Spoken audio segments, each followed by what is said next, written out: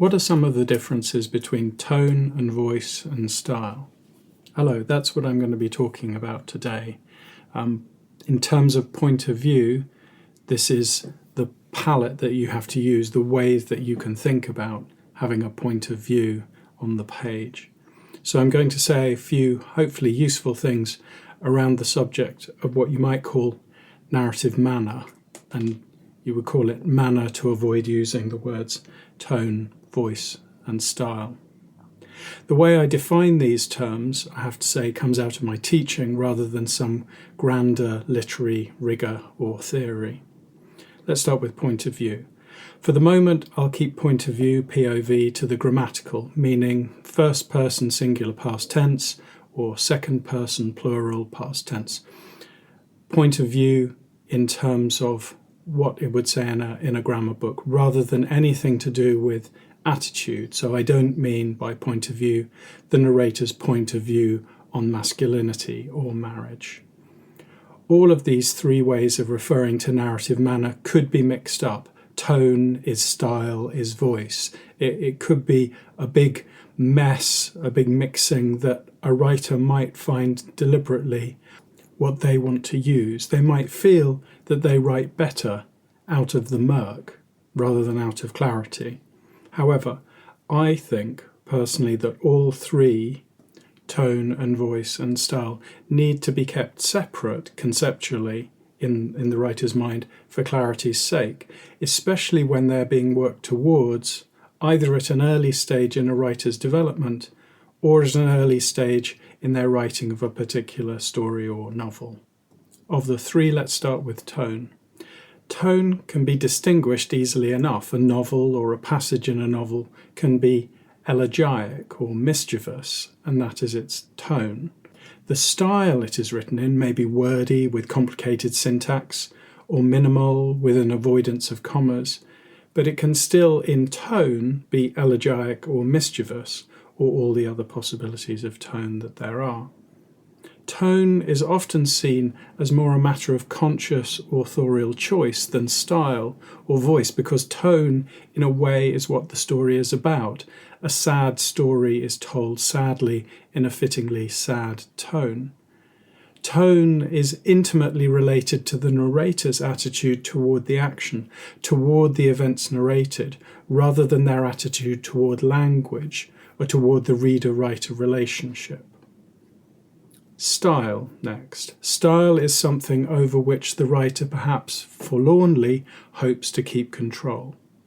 I will make my style this, or I will write my book in this style, or, quite often, I will never allow myself again to write in a style like that. But some writers seem to default to one style or another, and often this is a style they first encountered as literary, as what books are like, or a style they fell in love with in a particular writer or genre of writing. This is influence of style on style. Style dictates syntax, word choice, use of allusions and echoes, but is also the manifestation of an attitude. So style in this way has things to do with point of view in terms of word choice, syntax, all those kind of things, because a style that is looking back a long, long time, as we did in our dumping exercise, is different from a style that is very, very close up to the action. It's quite hard to have languorous rhythms when you're close up to what's just happened. Voice, last of all. With students who might get intimidated if I talk to them about their style, implying they already needed to have one, I talk about voice. They already have a voice, a definite voice, they may just not use it in their writing. These two things can, I think, be separated. Style can be put on top of voice. The two, though, won't necessarily fit. An affected style can undermine a potentially good voice. Pretentious word choices or cutting for cutting's sake can both be the result of style taking over.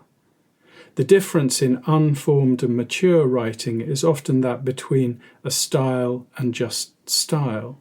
A style is adopted. Style starts to seem inevitable. And that's because style, true style, is a manner of being. It is a disposition toward the world expressed through an attitude to words and how they should be used. Usually, developing this disposition takes years. Because of this, style is a deep thing, perhaps a pervasive thing, whereas a style is an improvised and often desperate thing. But for beginning writers, adopting or adapting a style may be their way of working towards writing in their own style. This was certainly the case for me. Adventures in Capitalism, my first book, is full of stories where I'm trying out a style and then another style.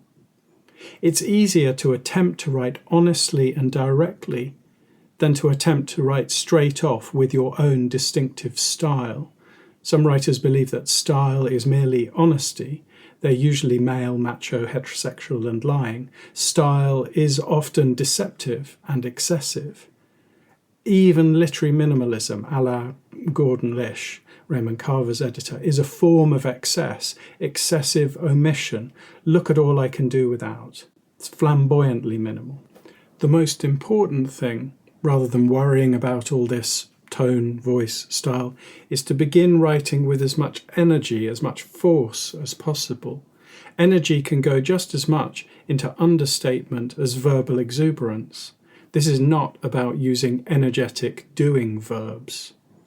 To put it briefly, showing off is a good way of finding out what you have to show. You may end up with something very raw and true to show as a result of months of merely showing off. Those are my thoughts on style, tone, voice, point of view. Please leave your comments, like, share and subscribe, and see you soon.